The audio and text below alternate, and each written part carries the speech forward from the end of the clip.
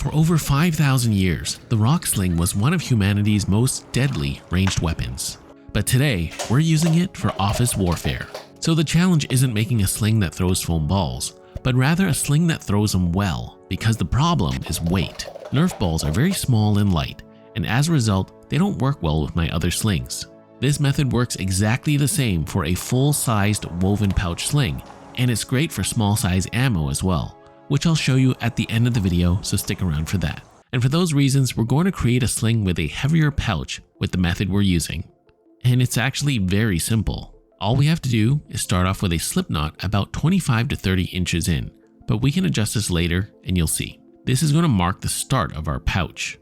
I think I'm going to aim for about a 3-inch pouch, which I think will be perfect for small rocks, or in this case, Nerf rival balls. And we set our pouch size and core strands by making 2 bites that size going across. Now I am doing this pinned on some cardboard with a lacing needle just to make it easier for you to see. But you don't actually have to do that. You can freehand it, or if you're outside, you can use some small sticks stuck in the ground as a jig as well. Now I've made a few different kinds of slings at this point, and they can launch tennis balls and rocks just fine. But let's face it, a lot of us might not have access or live somewhere that is rock slinging friendly. So I wanted to make a version that you could perhaps enjoy indoors, even in an office environment. And we're now going to start weaving the pouch. And we do this by working with the long or running end, and we pass it through the middle space in between the bites to the top. Then coming back down, we're going to go under, over, under, and over. Pull it through, and then we go back up, repeating the same pattern. So it's that simple, a very easy over and under pattern weaving in and around the 4 core strands to form the pouch.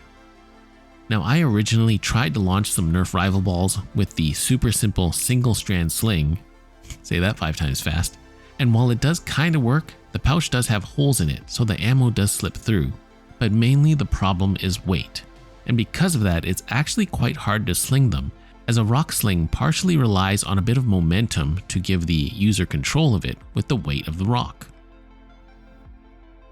So if this method looks familiar, it is because I have actually made this style of sling before as a full-size version. However, that tutorial was from several years ago, and I've always wanted to redo it as my video creation methods have improved a lot since then. Now, if you want to make a full-sized sling with this method, you definitely can. I'd suggest increasing the size of the pouch to about 4 to 5 inches or so in width, and the length to be at least 28 inches folded in half. Now, if you need more guidance about sling sizing though, please watch my Balearic sling video as I go through that in detail.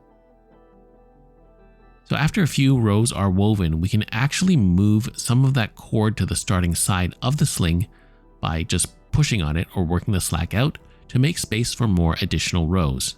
Ultimately, the reason why I chose this method is because, as I mentioned, the ammo is light, so I felt that we could make up for that by having the pouch weigh as much as possible by making it up of as much material as possible, and in this case, the paracord. Now, I think in theory this should work because of the added weight, and that's going to allow us to swing the super light projectile around. Also, we can mold the pouch around the ammo too, which keeps it secure until you fire it.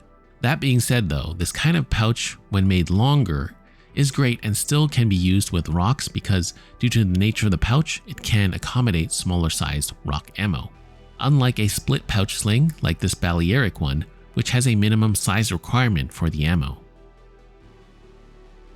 And when you get towards the end of the pouch, if you're using pins or sticks, you can go ahead and unpin it, as the pouch can be finished much more easily freehand. And have a look at the pouch at this point. If the weaves are kind of spaced out, you can pack them in closer and get a few more in, and you just continue until you've run out of space. And when you've done so, the pouch might seem a little loose. So what we're going to do is work any and all of that slack out to firm everything up. I'm just going to start from where we started weaving and pull that excess slack through the pouch, switching side to side and out the running end. Now, I personally feel this kind of woven pouch sling isn't as versatile as a split pouch, as it does feel the ammunition size is a bit limited.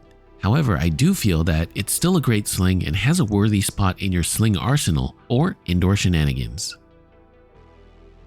After tightening everything up horizontally, we can actually firm everything up vertically. And I'm going to do this by pulling the excess out of the core strands, or those 2 bites we formed at the start of weaving.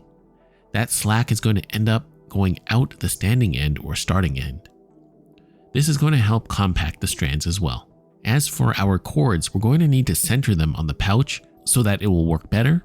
We can undo that slip knot from the beginning. And then using a lacing needle on each side, we're going to pass the cords coming out of the pouch through the center, just on the edge to the back side. Make sure they both come out the same side, of course.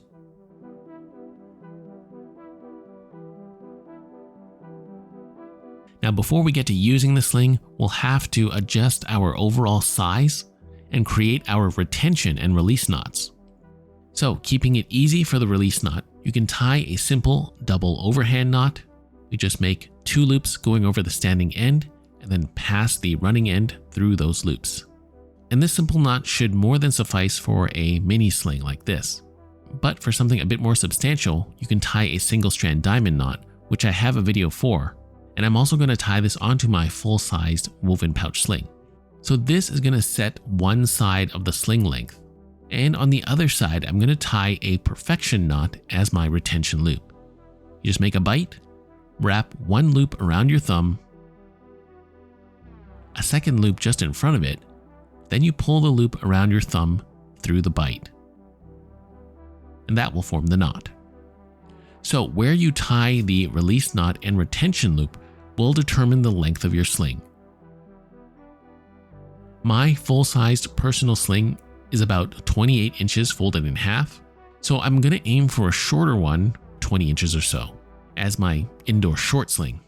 But this is something you can adjust to your liking, and you can play around with the sling size and length by adjusting the length of each side. So all that being said though, how does this indoor Nerf sling perform? Well, with a bit of practice, it actually does work. And to keep it as real as possible, I'm testing this in my tiny cramped apartment. I think the weight of the pouch actually does help a lot. Also, the shorter length means you can actually use it indoors. And before you say it, I know, if you've got a Nerf gun, why not just use that? Well, this is just a new way of enjoying and using your Paracord rock slings in a fun and safe way. Also, if you make a few of these for your friends or coworkers, you can have an all-out Nerf sling war for added challenge. Now, of course, do be careful using something like this, even though it's using Nerf ammo, as the sling itself could still hit you in the eye. So if you're an adult, you'll have to deal with the consequences of your adult decisions. And if you're a kid, please wear eye protection.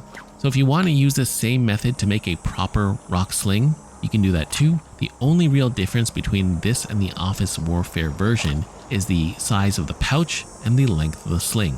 For my larger example here, it's about 4 or 5 inches for the pouch and the full-size length of 28 inches as I mentioned before. And as you can see, if you make this just a bit bigger, this baby can launch rocks just like the other slings that I've made. So if you're curious about my other Paracord rock slings and how to use them, you can check those videos out here.